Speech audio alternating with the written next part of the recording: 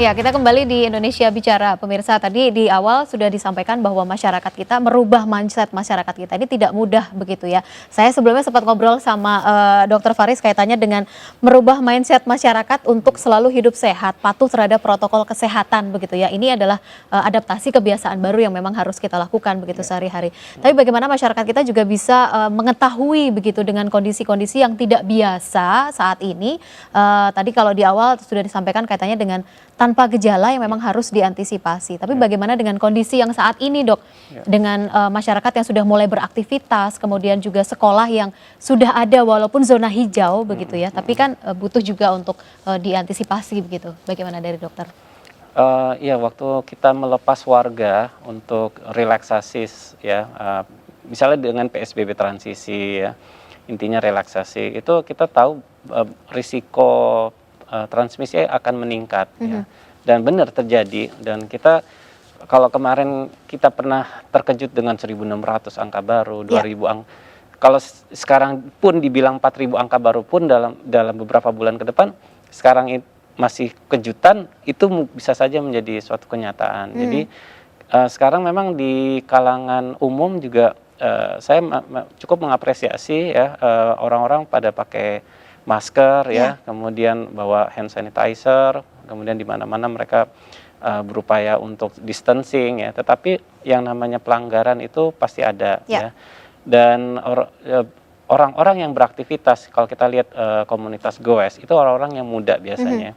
Dan mungkin saja terjadi transmisi antar mereka pun tanpa gejala.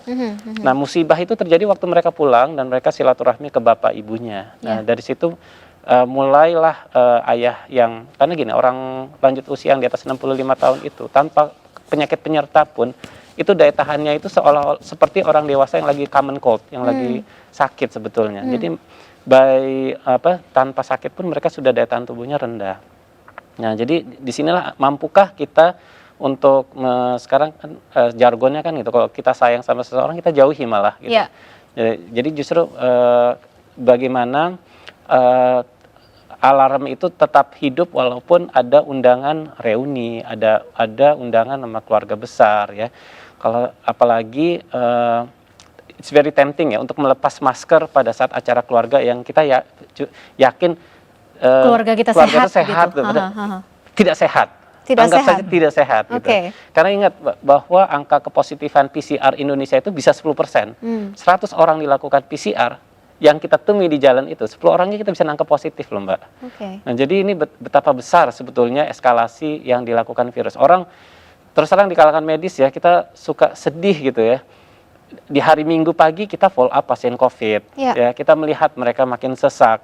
Tapi sebelum kita parkir mobil kita melihat mereka masyarakat berjalan gitu loh. Jadi dan kita tahu sekarang bed ICU di berbagai center rumah sakit COVID di Jakarta tuh udah penuh. Gitu. Kita nggak tahu mau kemana lagi gitu kalau ada pasien yang gagal nafas gitu. Jadi ini di kalangan kami memang cukup paradoks ya. Satu sisi kita menghadapi orang yang sedang fight gitu melawan virusnya. Dan kita tahu perjalanan orang kalau dia jatuh ke pneumonia itu antara hari ke-9 dengan hari ke-13. Jadi kami selalu bilang ke pasien bahwa ibu yang kuat ya. Ibu kalau ibu bisa bertahan sampai hari ke-13, insya Allah ibu akan sembuh tanpa dengan resiko kematian yang rendah gitu. Jadi disitulah ada rasa dilema sebenarnya ya, Dok ya. Di satu sisi di rumah sakit pasien berjuang begitu ya, di luar rumah sakit justru. Iya, dan pasien itu ini kekhasan emak-emak ya, kalau dia sakit COVID, dia lagi sesak, yang dia pikirkan tuh keluarganya, Mbak. Yang dipikir gimana anak saya, padahal sebetulnya saturasi oksigennya lagi rendah, dia lagi megap-megap, tapi dia terus mikirin gimana anaknya, kalau misalnya anaknya juga ikutan positif. Jadi saya pikir jangan sampai masyarakat menganggap bahwa semua baik-baik saja. Tolong, kalau Presiden mengatakan sense of crisis, maka berperilakulah bahwa kita sedang krisis. Apakah kalau kita berkerumun itu perilaku orang sedang krisis, Apakah kita kalau ngelepas masker terus kita ngerokok, apakah itu perilaku orang krisis? Saya pikir tidak. Saya tertarik dengan kata melepas masker sebenarnya. Ini banyak beredar di media sosial, cara melepaskan masker, meletakkan masker di area bawah itu juga sebenarnya tidak dibenarkan begitu. Boleh disinggung sedikit Dok, mungkin masyarakat supaya lebih jelas, mumpung ada dokter juga di sini begitu ya. Untuk melepas masker walaupun sebentar saja, merokok, minum dan lain-lain seperti apa sebenarnya? Yang jelas begini, memang kita kaidah umumnya masker itu kalau dia surgical mask itu umurnya antara 4 sampai 8 jam, kalau kering terus dia 8 jam. Terus kalau dia tipe masker yang bertali, kita tali yang bagian atasnya dulu, kemudian kita tali yang bagian bawah, cara melepasnya kita lepaskan bawah, baru kita lepaskan atas. Terus selalu yang kita pegang adalah talinya, bukan maskernya. Permukaan hijau ada di luar, permukaan yang putih ada di dalam, karena dia didesain untuk menahan droplet dari orang sakit agar tidak keluar. Itu keutamaan dari surgical mask. Tapi untuk tenaga kesehatan maka yang justru tidak boleh ditawar-tawar lagi adalah N95 karena mereka berada dengan pasien konfirmatif atau pasien yang kita tahu tidak tahu status infeksinya dan dia berada dalam range lebih dari 1 meter ya, durasi lebih dari 15 menit sesuai dengan kriteria kontak erat versi Kementerian Kesehatan. Maka tidak bisa tidak untuk tenaga kesehatan pemerintah harus menjamin ketersediaan N95.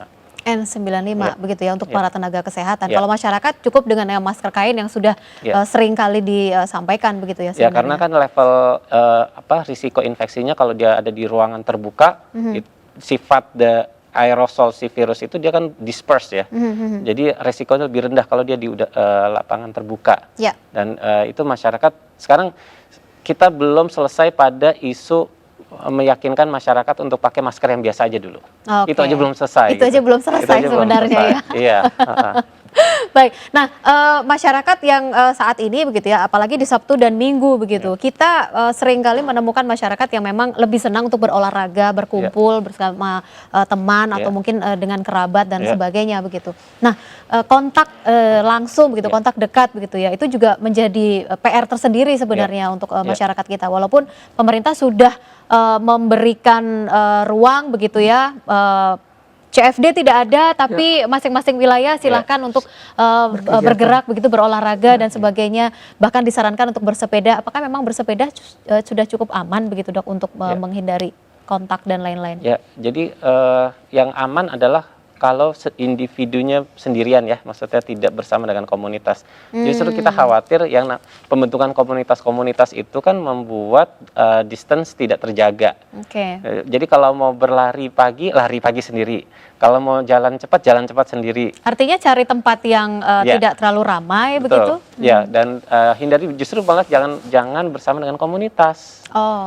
Dengan komunitas itu sebetulnya kan kita dasarnya virus ini bisa berlompatan menemukan host baru adalah kalau range-nya itu memungkinkan untuk si virus keluar melalui aerosol. Kita bukan bicara hanya droplet ya. Kalau droplet jelas dia orangnya harus batuk, orangnya harus bersin, dia cepat ke gravitasi. Tapi kalau yang aerosol dia bicara, dia terbahak-bahak ya, dan range-nya cukup jauh gitu.